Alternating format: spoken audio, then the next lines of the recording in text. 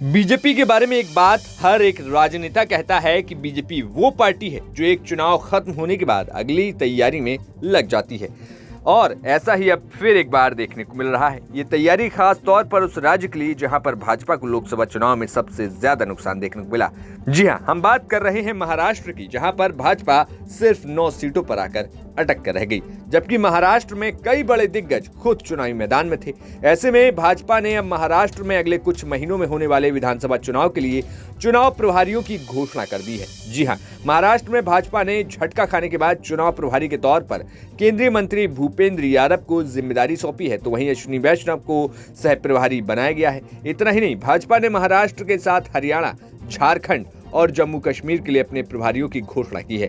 बता दें कि साल के अंत में इन 4 राज्यों में विधानसभा के चुनाव होने और भाजपा ने तैयारी अपनी शुरू कर दी है। जहां महाराष्ट्र में तो भाजपा को झटका लगा ही था, तो वहीं हरियाणा में भी भाजपा को नुकसान उठाना पड़ा था। जहां भाजपा ने केंद्रीय मंत्री भूपेंद्र यादव को महाराष्ट्र विधानसभा चुनाव के लिए अपना प्रभारी नियुक्त किया, तो इनका साथ देने के लिए अश्विनी वैष्णव होंगे। शिक्षा मंत्री धर्मेंद्र प्रधान को हरियाणा में पार्टी के चुनाव अभियान देखने के लिए उनको पूर्व मंत्री बिप्लब देव कुमार सिंह के साथ जिम्मेदारी सौंपी गई है, जबकि कृषि मंत्री शिवराज सिंह चौहान को झारखंड के लिए चुनाव प्रभारी नियुक्त किया गया है। उनकी मदद असम के मुख्यमंत्री हेमंत बिस्वा शर्मा करेंगे। वहीं जम्मू कश्मीर के लिए सुप्रीम कोर्ट ने जो आदेश दिया है कि सितंबर से पहले चुनाव करा लिए जाए, वहां पर भाजपा ने केंद्रीय मंत्री जी किशन रेड्डी को अपना चुनाव प्रभारी बनाया है। आने वाले विधानसभा चुनाव में सबसे ज्यादा ध्यान महाराष्ट्र पर जाएगा, क्योंकि जहां महाराष्ट्र खास तौर पर देश का दूसरा सबसे बड़ा लोकसभा की सीटों वाला राज्य है, तो वहीं साथ ही साथ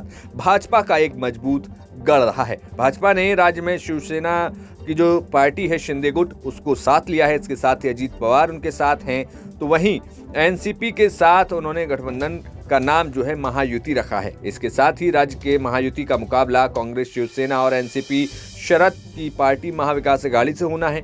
बीजेपी के सामने आगामी विधानसभा चुनाव में अपने गठबंधन सहयोगी के लिए हाल में संपन्न लोकसभा चुनाव में खराब प्रदर्शन के पीछे छोड़ते हुए चुनौती होगी। 2019 के लोकसभा चुनाव में भाजपा ने राज्य की 48 सीटों में से 23 सीटें जीती थीं, और उस वक्त शिवसेना के साथ उसको 41 सीटें मिली थीं। लेकिन 2024 में उसका नया गठबंधन केवल 17 सीटों पर आकर सिमट गया है, जबकि भाजपा को सिर्फ 9 सीटें मिल पाई हैं।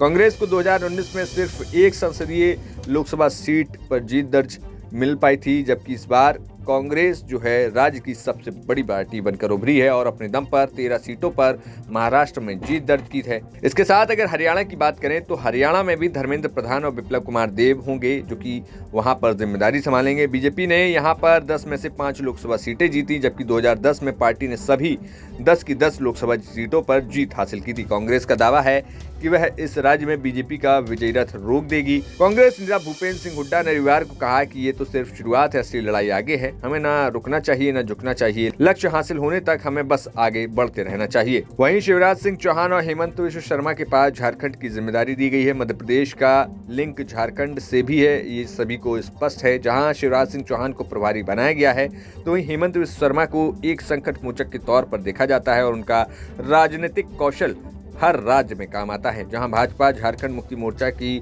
नेतृत्व वाली सरकार को हटाने की पूरी कोशिश में है, तो वहीं जम्मू और कश्मीर में 2014 के बाद ये पहला चुनाव विधानसभा का होगा। वहीं 2019 में अनुच्छेद 370 के निरस्त होने के बाद केंद्र शासित प्रदेश के लोग पहली बार अपने विधायक चुनेंगे। भाजपा ने इस साल कश्मीर घाटी में लोकसभा चुनाव नहीं लड़ा और जम्मू रीजन की उधमपुर और जम्मू दोनों संसदीय सीटें जीत ली हैं। फिलहाल देखना होगा कि भाजपा ने जिस तरीके से अपने संकट मोचक हर एक राज्य में उतारे हैं, उनका कितना कुछ असर देखने को मिलता है। Bureau report, news nation.